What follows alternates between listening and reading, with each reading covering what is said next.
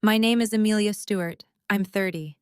On March 12, 2019, at 6:47 in the morning, my father Gerald was screaming at me to get out of his house, while my sister Audrey stood behind him with tears streaming down her face, clutching a Ziploc bag of white powder she claimed she'd found in my bathroom. "You're a disgrace," he shouted, his face purple with rage. "A nurse with a drug problem? You make me sick!" I tried to speak, but he slammed his fist on the kitchen counter so hard the coffee mugs jumped. "I don't want to hear it, Amelia. The evidence is right here. Your mother saw Audrey find it. Are you calling your own sister a liar?" Behind him, Audrey's shoulders shook with sobs. My mother Naomi stood frozen by the refrigerator, her hands pressed to her mouth, saying nothing. I looked at the bag in Audrey's trembling hands, at the white powder I'd never seen before in my life, and I knew with absolute certainty that I was about to lose everything. "Dad, please," I said. "Let me explain. That's not mine. I've never—" He cut me off. "Out. Now. I want you out of this house in 1 hour, or I'm calling the police myself." Before I go on, if stories about standing up for yourself mean something to you, please hit like and subscribe, and tell me in the comments where you're watching from right now, and what time is it there. Let me take you back 7 years to the summer of 2012 when I was 23 and had just gotten accepted into the nurse practitioner program at Portland State. My dad and I were sitting on the back porch of our family home on Laurelhurst Avenue, the one with the blue shutters and the cherry tree that dropped fruit all over the driveway every June. He was grilling salmon, and the smell of cedar smoke mixed with the jasmine climbing the fence. He said, flipping the fish carefully. "I need you to promise me something." I looked up from my acceptance letter, still in shock that I'd actually gotten in. "Anything," I said. He turned to face me, and his expression was serious in a way I'd rarely seen. "Promise me you'll finish this program no matter what happens, no matter what anyone says. Your mother and we didn't go to college, but you're going to help people. That matters." He pointed the spatula at me. "That matters more than anything else in this family. You remember that." I laughed, thinking he was being dramatic. "Dad, nothing's going to stop me. I promise." He nodded slowly, looking at something I couldn't see. "Good. Because sometimes family can be the hardest test you face. Just remember what I said today." The first betrayal happened 3 weeks before that morning in the kitchen. February 19th, 2019. I came home from a double shift at Providence Medical Center to find Audrey sitting in our shared family living room with our parents. All three of them looked at me with identical expressions of concern that felt performative, staged. "Amelia, sit down," my father said. "Audrey has something she needs to tell us, and she wanted us all together." My sister twisted her hands in her lap, her eyes red. "I'm so worried about you, Em," she said, her voice breaking. "I've been noticing things. Money missing from Mom's purse, you coming home at weird hours. Your eyes sometimes look glassy. And yesterday, I saw you in your car outside the hospital, and you were just sitting there staring at nothing for like 20 minutes. My stomach dropped. "I was exhausted from a 14-hour shift, Audrey. I was decompressing before I drove home because I was too tired to be safe on the road." She shook her head, tears spilling over. "That's what worries me. The excuses, the denial. Mom, Dad, I think Amelia might have a problem. A drug problem." The words hit me like a physical blow. My face burned so hot I could feel my pulse in my temples. "What? Audrey, that's insane. I'm a nurse practitioner. I'm literally finishing my degree in addiction medicine. I would never—" My father held up his hand. "Let her finish." Audrey pulled out her phone, scrolling through what looked like screenshots. "I have texts from your coworker, Jennifer, saying you seemed off last Tuesday. I have this receipt from a gas station at 2 a.m. on a night you said you were sleeping. I was working night shift." I stood up, my hands shaking. Jennifer was talking about me being tired because I'd worked 60 hours that week. And that gas station receipt? I stopped for coffee on my way home from the hospital. This is crazy. My mother finally spoke, her voice small. Sweetheart, we're just concerned. If you're struggling, we want to help you. I'm not struggling with drugs, Mom. I'm struggling with a sister who's apparently been stalking my every move and twisting normal life into some kind of narrative that isn't real. Audrey's face crumpled. See? The anger, the defensiveness. These are classic signs. She looked at our parents. I didn't want to believe it either, but I can't ignore it anymore. I love my sister too much to watch her destroy herself. My father's jaw tightened. Amelia, if you're clean, you'll take a drug test. Right now. I'll drive you to the emergency clinic on Madison, and we'll get results in an hour. I stared at him. Dad, this is ridiculous. You're believing her over me based on what? Gas station receipts and the fact that I was tired after working a double? So you'll take the test, he said. It wasn't a question. Fine. Yes, I'll take the test because this is insane and I have nothing to hide. Audrey wiped her eyes. I really hope I'm wrong, Em. I really do. I took the test that night at 8:15 p.m. I peed in a cup while a lab technician watched, which was humiliating enough. Then I sat in the waiting room for 47 minutes while my father read a magazine and didn't look at me once. When the results came back clean, completely, totally, obviously clean, he nodded once and said, Good, let's go home. Not an apology, not an acknowledgement that Audrey had been wrong, just, good. In the car, I said, Dad, aren't you going to say something to Audrey? She accused me of being an addict based on nothing. He kept his eyes on the road. She was concerned. That's what family does. We look out for each other. She was wrong, I said, my voice rising. She made me take a drug test because she twisted innocent things into a narrative that wasn't true. That's not looking out for me, that's something else. His hands tightened on the steering wheel. She's your sister, Amelia. She loves you. Sometimes love means having hard conversations. I looked out the window at the rain streaking the glass and realized that nothing I said was going to change his mind. Audrey had planted a seed, and even though the drug test proved she was wrong, the seed was still there, growing. Over the next 2 weeks, I started noticing things. My mother would go quiet when I walked into a room, like I'd interrupted a conversation. My father would ask me pointed questions about my schedule, my finances, where I'd been. Audrey would text me these long, concerned messages about how she was here for me and praying for my recovery, as if the clean drug test had never happened. On March 8th, I came home to find my bedroom door open. I always kept it closed because our cat, Miso, liked to sleep on my pillow and I was allergic. But it was wide open, and I could hear someone moving around inside. I walked in to find Audrey going through my dresser drawers. What are you doing? I said. She jumped, her hand flying to her chest. Em, you scared me. I was just looking for that blue scarf I lent you last year. Mom said I could check. I gave that back to you 8 months ago. Get out of my room. She held up her hands in surrender. Okay. I'm sorry. I just thought maybe you'd forgotten.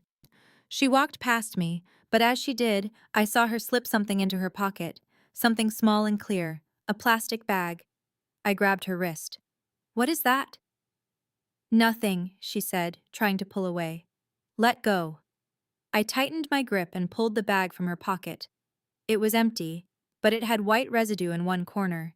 The same kind of Ziploc bag she'd be holding in 4 days when she stood crying behind my father. Why do you have this? I said slowly. She snatched it back. It's nothing. I found it in the driveway. I was going to throw it away. You found it in the driveway and brought it into my bedroom? Her face hardened for just a second, and I saw something cold flicker in her eyes. Then it was gone, replaced by hurt. I can't believe you're accusing me of something. I'm trying to help you and you're attacking me. She pushed past me and ran downstairs. I heard her voice, high and upset, talking to our mother. I stood in my room holding nothing, my heart pounding, and I knew. I knew what was coming, I just didn't know when. The when came 4 days later. March 12th, the morning I described at the beginning. My father screaming, Audrey crying, my mother silent. The bag of white powder, probably crushed aspirin or baking soda or something equally meaningless that would never get tested because my father was too angry to wait for facts. I had 1 hour to pack my things and leave. I threw clothes into garbage bags because I couldn't find my suitcase. I grabbed my laptop, my nursing textbooks, the framed photo of my dad and me from my NP graduation. I didn't take the family albums. I didn't take the jewelry box my grandmother left me. I was too shocked, too numb, moving on autopilot. Audrey stood in the hallway watching me, her face streaked with tears that looked real enough to fool anyone who didn't know her. "I'm so sorry, Em," she whispered. "I wish you'd gotten help before it came to this." I stopped in front of her, a garbage bag of clothes in each hand. "You did this," I said quietly. "You planted that. You've been planning this for weeks." She blinked, and for just a fraction of a second, her expression went blank, neutral, almost amused. Then the tears were back. "I hope someday you can admit you have a problem," she said. "I'll be praying for you." I walked out of that house at 7:52 a.m., with everything I owned in 5 garbage bags and $2,847 in my checking account. My father wouldn't look at me as I loaded my car. My mother hugged me stiffly and whispered, "Please get help, sweetheart," as if I were the one who needed saving. I drove to my friend Rachel's apartment in Selwood and slept on her couch for 3 weeks while I tried to figure out what to do. I couldn't go back to work at Providence because Audrey had already called them. I got pulled into a meeting with HR on March 18th, where they very carefully explained that they'd received a concerning report about my behavior and that I was being placed on administrative leave pending investigation. I showed them the clean drug test from February 19th. They said that was good, but they'd need me to take another one, plus attend an evaluation with their substance abuse counselor. "I don't have a substance abuse problem," I said, my voice shaking. "This is a false accusation from a family member who's been harassing me." The HR director, a woman named Patricia with kind eyes and an inflexible policy manual, folded her hands on her desk. "We take all reports seriously, Amelia. I'm sure you understand. Given your position and access to medications, we have to be thorough." I took the second drug test. It came back clean. I went to the counselor evaluation. She wrote in her report that I showed no signs of substance abuse and that the accusations appeared to be family conflict unrelated to professional conduct. HR called me in again on April 3rd and said that while my tests were clean, the situation had created an environment of concern and they thought it would be best if I pursued opportunities elsewhere. They offered me 2 months severance if I resigned quietly. I took it. I had no choice. By May, I was working at a walk-in urgent care clinic in Beaverton for $28 an hour, which was almost half what I'd been making at Providence. The clinic was understaffed and chaotic, but my supervisor, a physician assistant named Marcus Chen, was decent and didn't ask questions about why I'd left my previous job. I saw strep throats and sprained ankles and coughs that wouldn't quit. I went home to Rachel's couch every night and tried not to think about the fact that my entire life had been dismantled in 8 weeks. I tried calling my father 6 times. He never answered. I tried calling my mother. She would pick up, say, "I can't talk right now," and hang up. Audrey sent me a text on Mother's Day. "Mom's really hurt you haven't reached out. She says you're blaming everyone else instead of taking responsibility. We're all praying you find your way back to us." I blocked her number after that. On June 21st, a Saturday, I was grabbing coffee at the Stumptown on Division when I heard my name. I turned to see my Aunt Linda, my dad's older sister, standing with a to-go cup in her hand. She looked uncomfortable. "Amelia," she said carefully, "how are you?" "I'm okay," I lied. "Working at an urgent care in Beaverton. Just trying to get back on my feet." She glanced around like she was checking if anyone could hear us. Then she lowered her voice. "I heard what happened, with Audrey finding the drugs." My stomach clenched. "Aunt Linda, I didn't—" She held up her hand. I believe you. I froze. What? I said I believe you. I've known Audrey since she was born, and I've watched her lie her way out of trouble her whole life. Your father always believed her because she's younger, because she knows how to cry at the right time. But I'm not your father. Tears stung my eyes.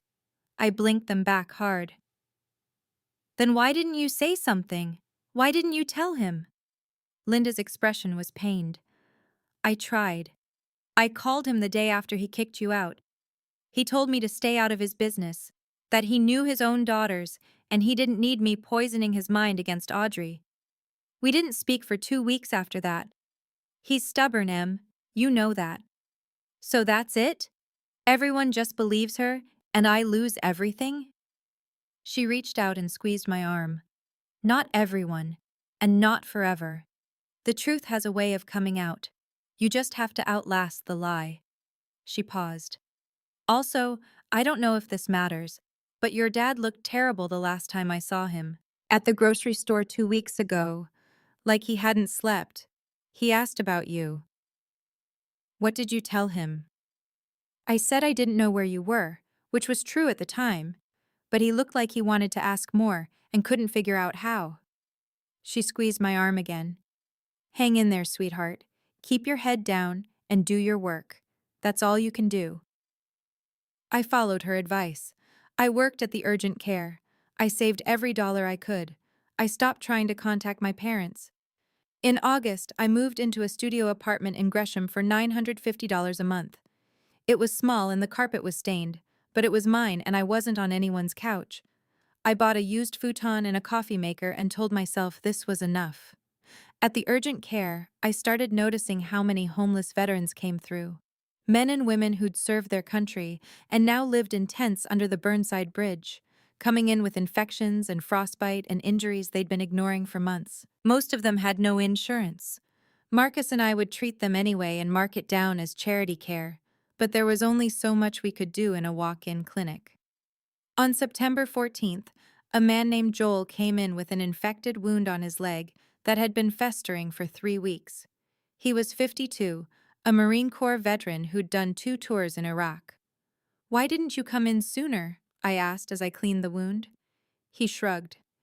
Didn't think anyone would see me without insurance. Didn't want to waste anyone's time. You're not a waste of time, I said. This could have turned into sepsis. You could have died. Maybe, he said, but I didn't. And now you're fixing me up, so it all worked out. I wrote him a prescription for antibiotics and gave him my personal cell number with instructions to call if the infection didn't improve in 48 hours. Then I sat in my car in the parking lot for 20 minutes and thought about what I could do if I had my own clinic. A real clinic designed for people like Joel. Free care, mental health support, case management.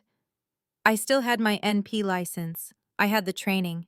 I just didn't have the money or the reputation. That night, I sketched out a business plan on the back of receipt envelopes. Second Chance Community Clinic. Free medical care for homeless veterans. Funded by grants and donations. Staffed by volunteer nurses and doctors. It was a dream, nothing more, but it felt like something worth holding on to. In October, Audrey tried to make contact. She showed up at the urgent care clinic with my mother. I was in the middle of seeing a patient when the receptionist knocked on the exam room door and said, "There are 2 women here who say they're your family. They don't have an appointment." I excused myself and walked out to the waiting room. Audrey and my mother stood near the magazine rack, both of them looking around at the faded chairs and the water-stained ceiling tiles with barely concealed distaste. "Amelia," my mother said, her voice warm but uncertain, "we've been so worried. You haven't returned our calls." "I blocked Audrey's number," I said flatly, "and you stopped taking my calls in April." Audrey stepped forward, her expression pained. "Em, I know you're angry, but we miss you. It's been 7 months.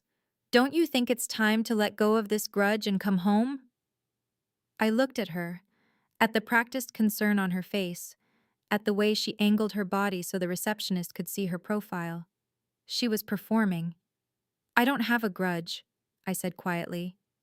"I have a boundary, and that boundary is that I don't let people who frame me for drug possession back into my life. My mother gasped. Amelia, that's a terrible thing to say.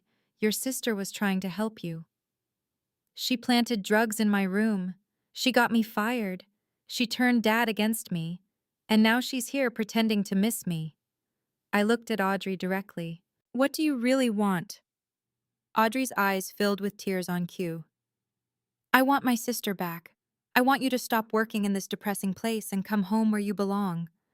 Dad would take you back if you just apologized and admitted you need help. I'm not apologizing for something I didn't do. Audrey's expression shifted, just slightly. The tears were still there, but underneath them was something cold. You're so stubborn, Em. You always have been. Too proud to admit when you're wrong. Too proud to accept help. That's why you're here instead of at Providence making 6 figures. She gestured around the waiting room. Look at this place. Look at what your pride has cost you. Something clicked inside me in that moment. A hardness I hadn't known I possessed. I looked at my mother, who was wringing her hands and looking at the floor. Then I looked at Audrey. Get out, I said calmly. You're trespassing. If you're not here as a patient, you need to leave. My mother started. I mean it. Both of you. Leave, and don't come back. Audrey's face crumpled. She turned to the receptionist, to the 3 patients waiting in chairs, all of them watching now. Did you hear that? My own sister is throwing me out after everything I've done for her. I've tried so hard to help her, and this is how she treats me. She pressed a hand to her chest, and her voice broke beautifully. I just wanted her to know we love her. The receptionist, a 60-year-old woman named Doreen who'd worked in healthcare for 40 years and had seen every manipulation tactic in the book, stood up from her desk.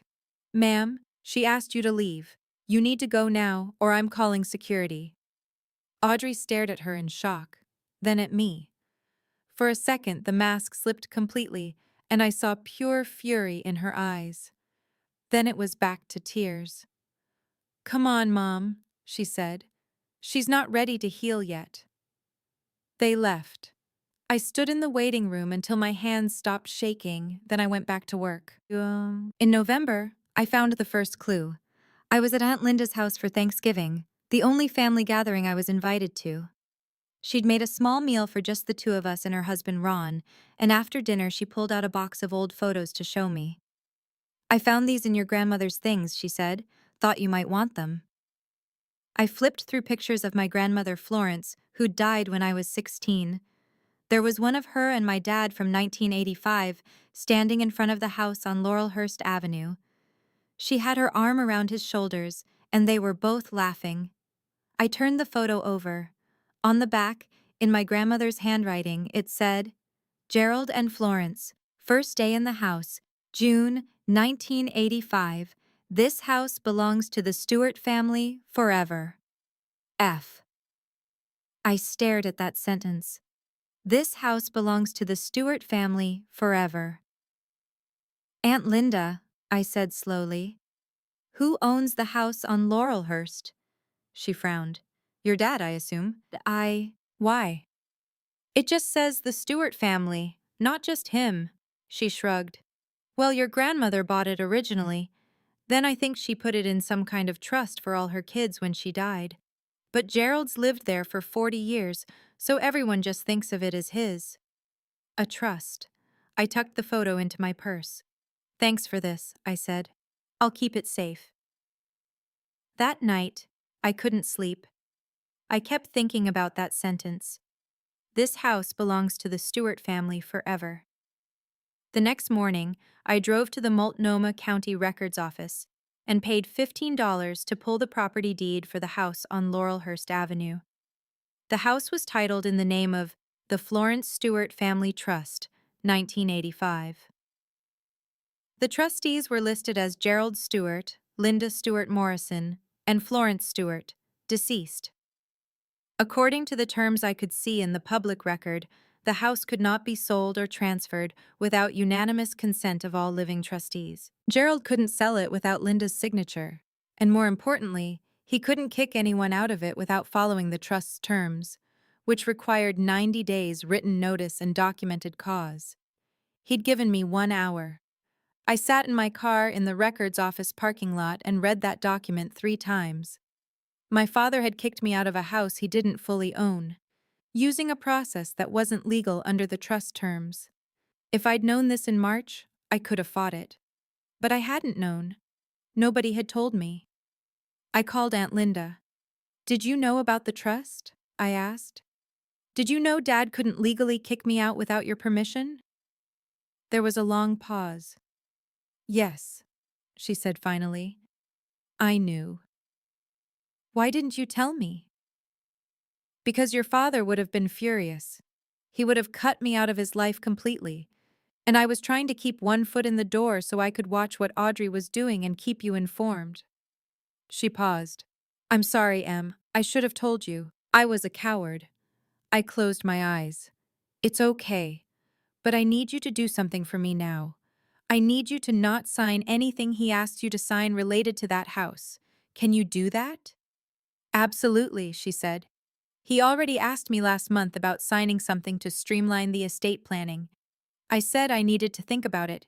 Now I know why." I thanked her and hung up. Then I sat there holding this piece of knowledge that changed everything and nothing. I couldn't go back to that house even if I legally had the right to. My father would make my life hell. But I could keep it from being sold out from under the whole family. And that was something. In December, something shifted.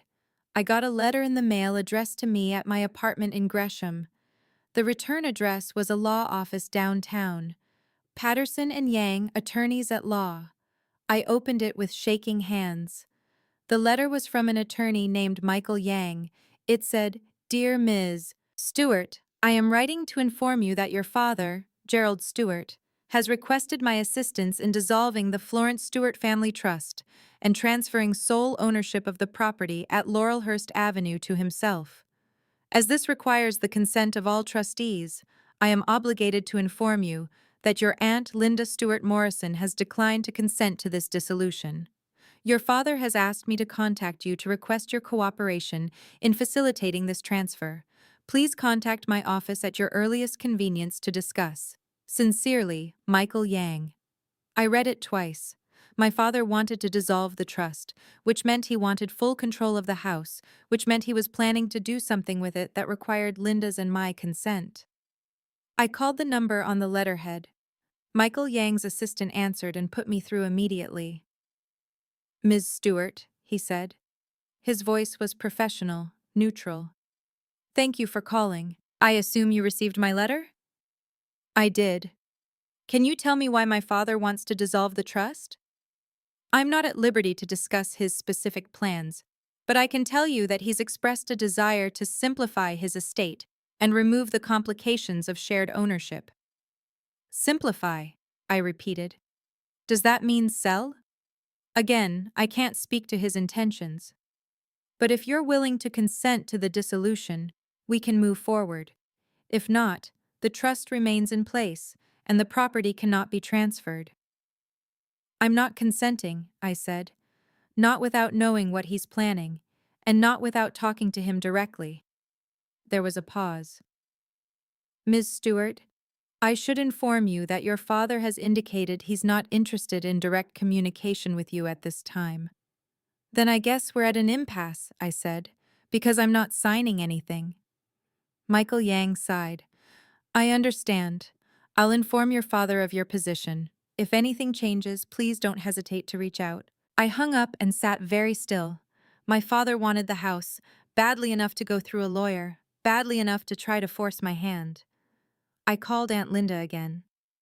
"He's trying to sell it," she said immediately. "I already know. He told me last week he wants to sell it and split the money with Audrey. Says you've forfeited your share by refusing to apologize and come home." My heart was pounding. He's cutting me out of the inheritance. "He's trying to, but he can't without our signatures, and I already told him I won't sign unless you agree." "Don't sign, Aunt Linda. Please. I know it puts you in a terrible position, but..." I'm not signing, she said firmly. That house belongs to all of us. Your grandmother wanted it that way. I'm not letting Gerald rewrite her wishes because Audrey's got him wrapped around her finger. I could have cried. Instead, I just said, thank you. There's something else, she said. Your dad looked awful when I saw him last week, thin, tired. He's not sleeping. I think he knows something's wrong, but he's too proud to admit it. What do you mean? I think he's starting to doubt Audrey's story. I think he's starting to realize he might have made a mistake. But he can't back down now without losing face, so he's doubling down. I thought about that. My father trapped in a decision he'd made in anger, unable to admit he was wrong. That doesn't help me, I said. I know, Linda said, but I thought you should know. By January 2020, I'd saved $8,200. It wasn't enough to start a clinic, but it was enough to start planning. I applied for a small business grant through the Portland Community Foundation. I wrote a proposal for Second Chance Community Clinic and submitted it with shaking hands on January 15th. I didn't think I had a chance. I was a nobody, working at an urgent care, with a family that had publicly accused me of being an addict. But I sent it anyway because what else was I going to do? In February, I got an email. The Portland Community Foundation wanted to interview me. The interview was on February 28, 2020, in a conference room downtown. I wore the only professional outfit I owned, a navy dress I'd had since nursing school. The interview panel consisted of 3 people: a retired physician, a nonprofit director, and a community organizer. They asked me about my vision, my experience, my plan for sustainability. I told them the truth. I told them about Joel, the Marine with the infected leg. I told them about the dozens of veterans I'd treated who fell through the cracks of the healthcare system. I told them I wanted to create a place where people like them could get care without fear or shame. The retired physician, a woman named Dr. Sarah Lynn, leaned forward. "Why you?" she asked. "Why should we trust you to build this when you're 30 years old with less than a year of independent practice?" I could have deflected. I could have talked about my education or my credentials. Instead, I said, "Because I know what it feels like to fall through the cracks. 6 months ago, I lost my job, my family, and my reputation because someone lied about me. I was lucky enough to have friends and enough savings to survive, but most people aren't that lucky. Most people fall all the way through and never get back up. I want to build a net for those people. Not because I'm a saint, but because I've been close enough to the edge to know how steep the fall is." Dr. Lynn nodded slowly. "Thank you for your honesty." 2 weeks later, I got the call. I'd been awarded a $75,000 grant to launch Second Chance Community Clinic. I sat on my futon and cried for 20 minutes straight. Over the next 9 months, I worked like I'd never worked before. I found a location, a former insurance office on Powell Boulevard that had been vacant for 2 years. I negotiated a lease for $2,100 a month with the first 3 months free. I recruited volunteer physicians and nurses. I built relationships with the VA and local homeless services. I got my nonprofit status approved. I designed intake forms and treatment protocols. I worked at the urgent care during the day and built my clinic at night. Marcus Chen, my supervisor, was the first person to volunteer. "You're doing something that matters," he said. "Count me in." By October 2020, we were ready to open. We had 12 volunteer providers, a patient database system, partnerships with 3 pharmacies for discounted medications, and a space that actually looked like a real clinic. We'd painted the walls a soft green. We'd hung photos of the Oregon coast in the waiting room. We'd put up a sign outside: "Second Chance Community Clinic, free medical care for veterans. Walk-ins welcome." Our grand opening was scheduled for November 7th, 2020 at 10 a.m. We'd invited local press, city council members, representatives from the VA, and every veteran services organization in Portland. I'd sent 147 personal invitations. I didn't invite my family. I didn't see the point. On November 4th, 3 days before the grand opening, I got a phone call from a number I didn't recognize. I almost didn't answer. Hello? Emilia, this is Michael Yang. We spoke last year about the Florence Stewart Family Trust. I sat up straighter. Yes, I remember. I'm calling because I need you to come to my office tomorrow at 2 p.m. It's urgent, and it concerns your father. What happened? Is he okay? He's alive, but he's been diagnosed with pancreatic cancer. Stage 4. He has approximately 3 to 6 months. The room tilted. I grabbed the edge of my desk. What? I'm sorry to deliver this news over the phone, but your father has asked me to execute his final wishes, and you need to be present for that. Can you be here tomorrow at 2? Yes, I said automatically. I'll be there. I hung up and sat very still for a long time. My father was dying. The man who'd screamed at me to get out of his house, who'd believed Audrey over me, who'd tried to cut me out of my inheritance. He was dying, and I didn't know how to feel about it. The next day, I drove downtown to Michael Yang's office. The building was one of those old Portland high-rises with marble floors and brass elevators. I took the elevator to the 14th floor and checked in with the receptionist. Michael Yang came out to meet me personally. He was younger than I expected, maybe 45, with graying hair and a kind face. "Thank you for coming on such short notice," he said. "Please, follow me." He led me to a conference room where Aunt Linda was already seated. She stood up when she saw me and pulled me into a hug. "You okay?" she whispered. "No," I whispered back. Michael closed the door and sat down across from us. He pulled a manila envelope from his briefcase and set it on the table.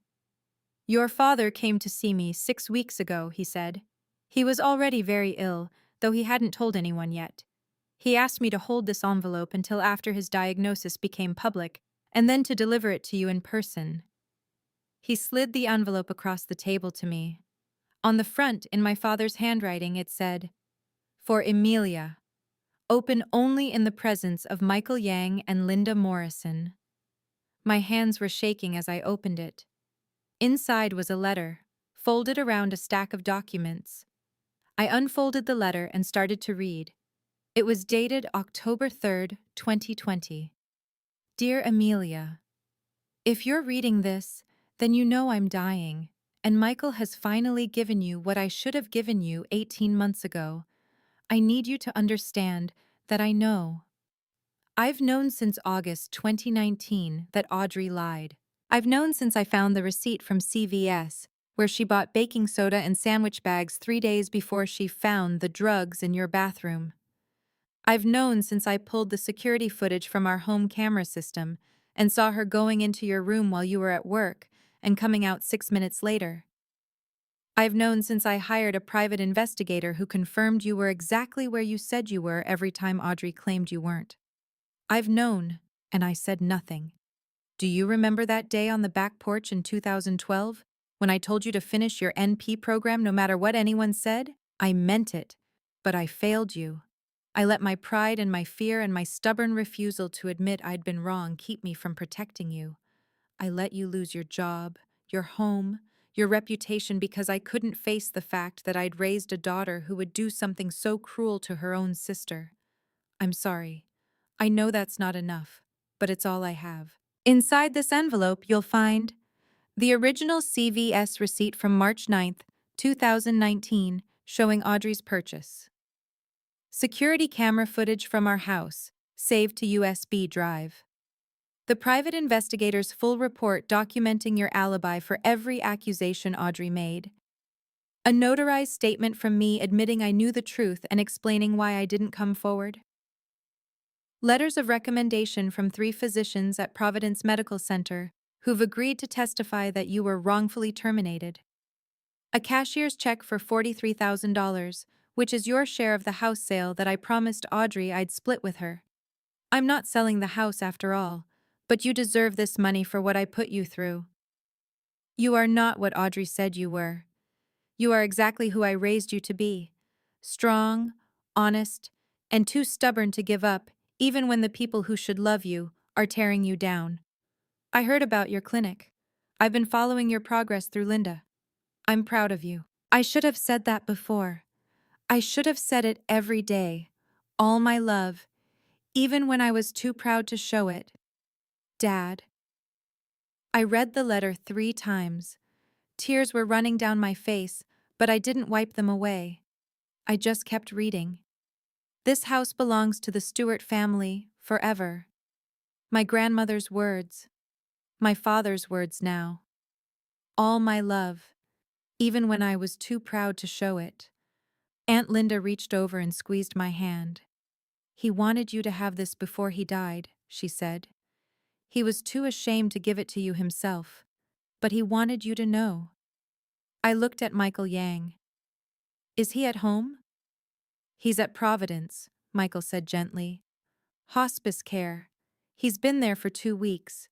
He's coherent most days, but he's very weak. Does Audrey know he knows? Yes. He told her the day he checked into hospice. She denied everything, of course. He told her he had proof and she was no longer welcome in his room. She's been trying to contest his will ever since. I laughed, a sharp sound that hurt my throat. Of course she has. Your father's estate is leaving everything to you and Linda equally, Michael said. The house, his savings, his pension. Audrey's been written out completely. She's threatening to sue, but the evidence your father collected makes her case impossible. I looked down at the envelope, at the USB drive, and the investigator's report, and the check for $43,000. All of it. Proof that my father had known. Had known and chosen silence over truth. Had chosen Audrey's lie over my life. Why? I said. Why did he wait so long? Linda's eyes were wet. Because he's a stubborn old man who couldn't admit he was wrong until he was dying. Because he thought he had more time. Because he's human and flawed, and he loved you both, and couldn't face the fact that one of you was a monster. I folded the letter carefully and put it back in the envelope with the documents. Thank you for this, I said to Michael. I need to go. The grand opening is Saturday, isn't it? He said. I saw the invitation. I'd like to come, if that's all right. I looked at him in surprise. You want to come to my clinic opening? Your father asked me to, he said. He said it was the least he could do. He wanted someone there to represent him, since he wouldn't be able to make it himself. I didn't go to see my father in hospice. I thought about it. I drove to Providence twice and sat in the parking lot for 30 minutes each time, but I couldn't make myself walk inside. He'd had 18 months to tell me the truth. He'd waited until he was dying. I didn't know how to forgive that yet. Maybe I never would. Instead, I focused on the grand opening. On November 7th, 2020, at 9:30 in the morning, I stood in the waiting room of Second Chance Community Clinic and watched people arrive. City council members, VA representatives, local press with cameras and notepads, veterans who'd heard about us through word of mouth. By 9:55, there were 47 people packed into our small space. I'd prepared a short speech. I'd practiced it 20 times. I was going to thank our volunteers and our donors and talk about our mission and our vision for the future. At 10:02, the door opened and Audrey walked in. She was wearing a black dress and high heels, and she had our mother on her arm. My mother looked thinner than I remembered, her face drawn and tired. Audrey looked radiant. They walked straight to the front of the room, and Audrey positioned herself right in front of the podium where I was supposed to speak.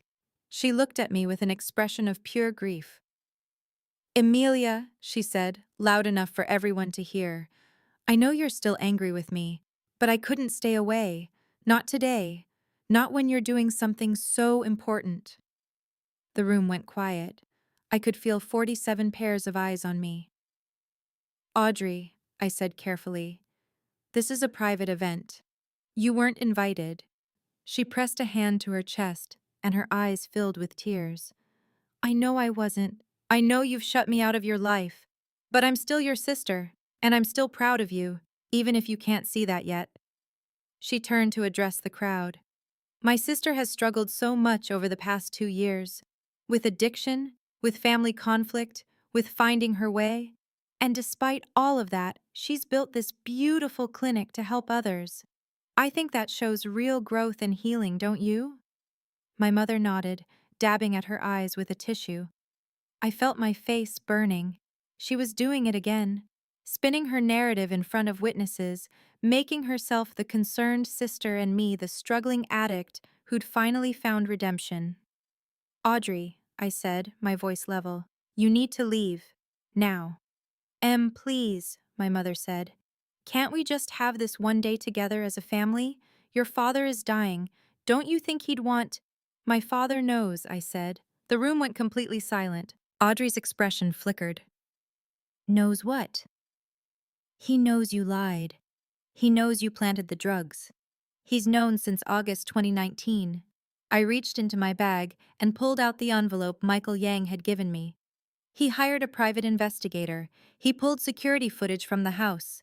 He has receipts from CVS showing you bought baking soda and sandwich bags 3 days before you found the drugs in my bathroom. He documented everything. Audrey's face went white. That's ridiculous. Why would he? Because he knew you'd do exactly what you're doing right now. He knew you'd lie until the evidence was so overwhelming you couldn't deny it anymore. I opened the envelope and pulled out the security footage screenshots. Here's you going into my room on March 9th, 2019 at 3:47 p.m. Here's you coming out 6 minutes later. I was at work. I have hospital badge swipe records proving I was 20 miles away, treating patients during my shift from 2 p.m. to midnight. Dr. Marcus Chen has provided a witness statement. My patient charts from that day are time-stamped and signed. I laid the papers on the podium one by one. Here's the CVS receipt showing you purchased baking soda and Ziploc bags. Here's the private investigator's report showing that every accusation you made about me was verifiably false. And here, I held up the letter, is a notarized statement from our father admitting he knew the truth and explaining why he didn't come forward sooner. Audrey's mouth opened and closed. No sound came out. My mother stared at the papers like they were written in a foreign language. You framed me, I said quietly. You got me fired from my job. You turned our father against me. You tried to steal my inheritance. And you did it all because you wanted to be the favorite. Because you couldn't stand that Dad was proud of me for finishing my NP program. Audrey found her voice. This is insane. You're making this up because you're still bitter. I have security footage, I said. Time-stamped, date-stamped video of you planting evidence in my room. Would you like me to play it for everyone here? Her face went from white to red. You can't prove any of this. I can prove all of it. And so can Dad. That's why he wrote you out of his will. That's why he told you not to come back to the hospice. That's why he asked his attorney to give me these documents. I looked at the crowd. Every single person was staring at Audrey. Dr. Sarah Lynn from the grant committee was standing near the back, her arms crossed. Marcus Chen was next to her, his expression dark.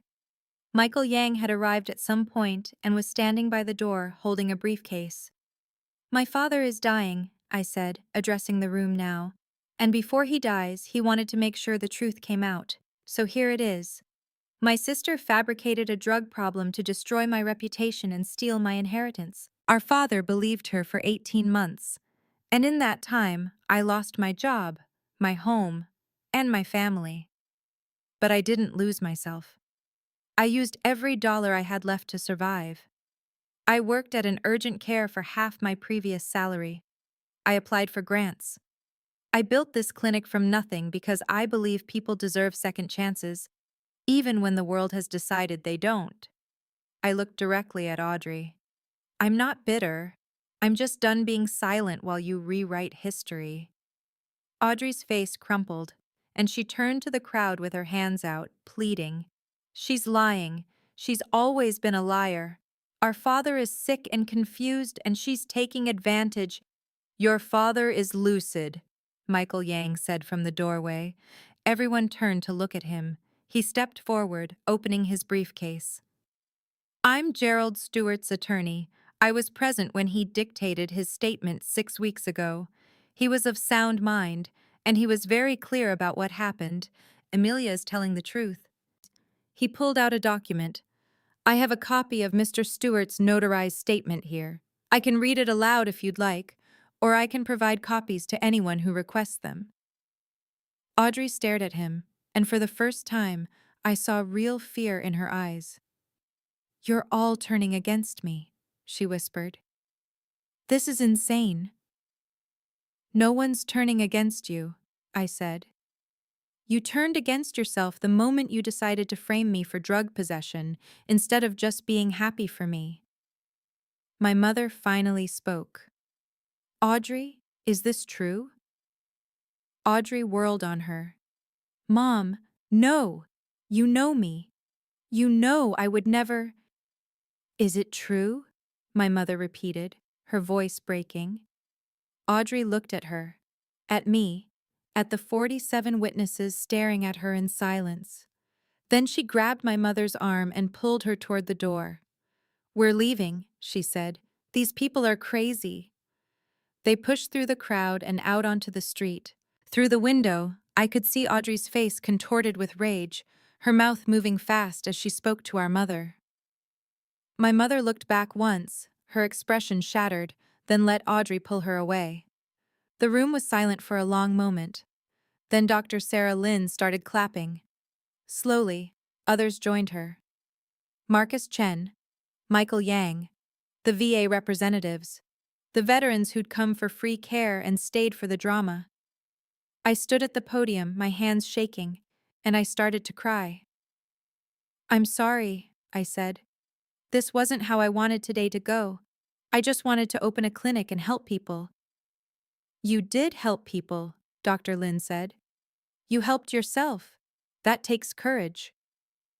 I wiped my eyes and looked out at the faces in the room. Thank you all for being here. Second Chance Community Clinic is officially open. If you need medical care and you've served this country, our doors are open. No questions asked, no judgment, no cost. The rest of the day was a blur. We treated 11 patients. The local news ran a story about the clinic that night, though thankfully they didn't include the confrontation with Audrey. Marcus and I stayed until 8 p.m., seeing the last of the walk-ins. When everyone was gone, I sat in the empty waiting room and looked at the photos of the Oregon coast on the walls. My phone rang. It was Aunt Linda. I heard what happened, she said. Michael called me. Are you okay? I don't know, I said honestly. I'm proud of you, she said. For what it's worth. Your grandmother would be proud too. Thanks, Aunt Linda. Your dad passed away this afternoon. Around 4 p.m. I thought you should know. I closed my eyes. Okay. He asked about you before he died. He asked if you'd open the envelope. I did. He said he hoped you'd forgive him someday. I told him that was up to you. I didn't say anything. The funeral is Thursday, Linda continued. You don't have to come if you don't want to, but you're welcome. I'll think about it, I said. I didn't go to the funeral. I sent flowers instead, white lilies, and I wrote a card that said, For Dad, I hope you found the peace you were looking for. I heard later from Aunt Linda that Audrey showed up and caused a scene, demanding to know why she wasn't mentioned in the will. The lawyer had to threaten a restraining order before she left. My mother apparently sat in the front row and cried through the entire service. She tried to call me twice after that. I didn't answer. 6 months later, in May 2021, I was sitting in my new office at the clinic when Marcus knocked on the door. There's someone here to see you, he said. Says she's your mother. I looked up in surprise. Tell her I'm busy. I did. She says she'll wait.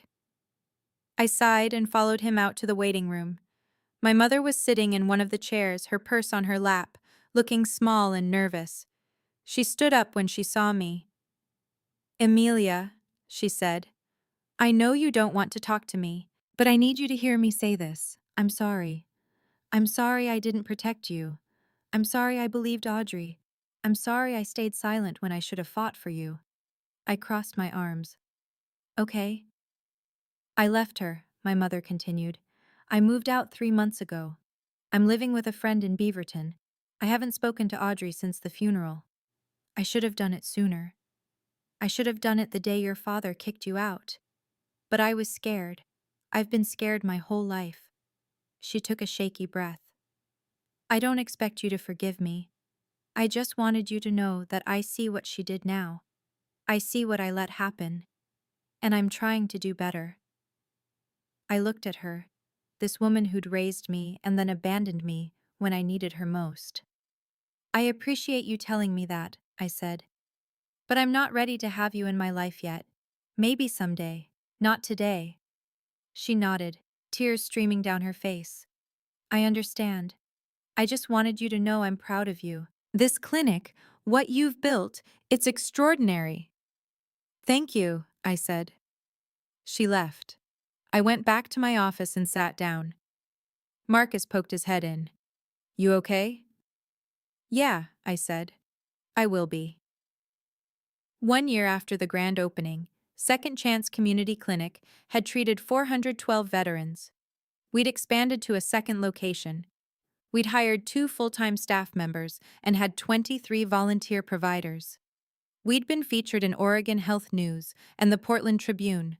I was making $52,000 a year, which wasn't much, but it was enough. I had a 1-bedroom apartment in Hawthorne. I had a cat named Miso who slept on my pillow. I had work that mattered. On the anniversary of the grand opening, Dr. Lin came to visit. We'd stayed in touch over the year, and she'd become something like a mentor. I have a question, she said, as we sat in my office drinking coffee. Why didn't you destroy Audrey when you had the chance? You had all that evidence. You could have pressed charges, sued her, made sure she never showed her face in Portland again. I thought about that. Because destroying her wouldn't have given me anything I didn't already have, I said.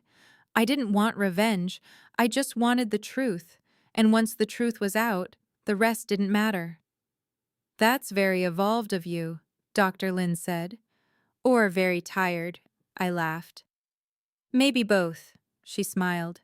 For what it's worth, I think your father would be proud of what you've built here. Maybe, I said. I hope so. If you're watching this, and you've ever been in a situation where someone you loved chose a lie over the truth, I want you to know something. Silence isn't peace. Silence is the price you pay for someone else's comfort, and you don't owe anyone your silence, especially when it costs you everything. The truth has a weight to it. It's heavy and inconvenient, and sometimes it comes too late to fix what's broken. But it still matters. My father waited 18 months to tell the truth, and by then, I'd already rebuilt my life without him. But he told it anyway, because even belated truth is better than permanent lies. I don't know if I've forgiven him. I don't know if I ever will. But I know I'm not carrying his choices anymore. I'm only carrying my own. It's snowing outside right now.